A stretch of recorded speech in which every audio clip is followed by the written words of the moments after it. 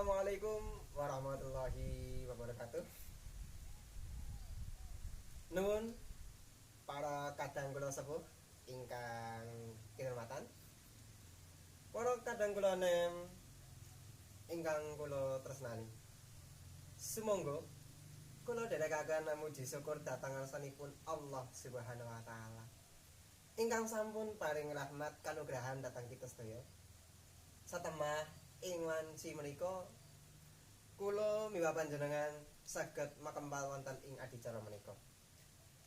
Selawat ugi salam mugi katura dumateng ngarsanipun Nabi Muhammad sallallahu alaihi wasallam ingkang sampun paring margi kabajikan dhateng kita sedaya sehingga kita sedaya lajeng saged ngrasuk agami Islam menika.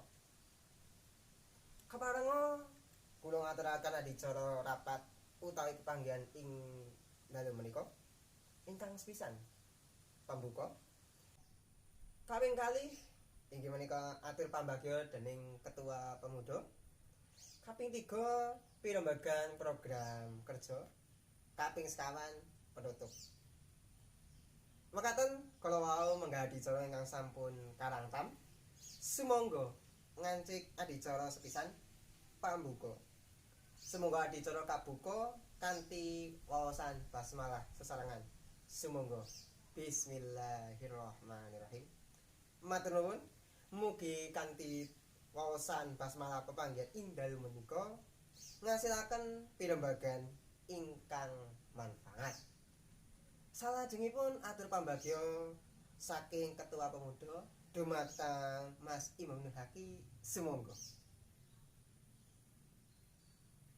Matur nuwun, mbok menawi para kadang kaneman sampun ngaturaken unjukan saha pasugatan sanesipun kersa para kanca ngunjuk saha dhahar nyamikan.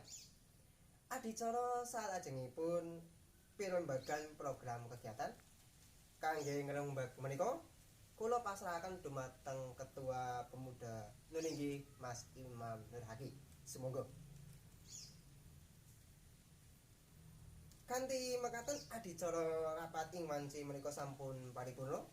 Mugi ingkang sampun karembek saged katindakaken kanthi sae. Kula minangka pranatacara mbok menawi wonten tunadung kaping atur nyuwun agunging pangasama. Sugeng dalu, sugeng kondur, rahayu kang sami pinanggih. Wassalamualaikum warahmatullahi wabarakatuh.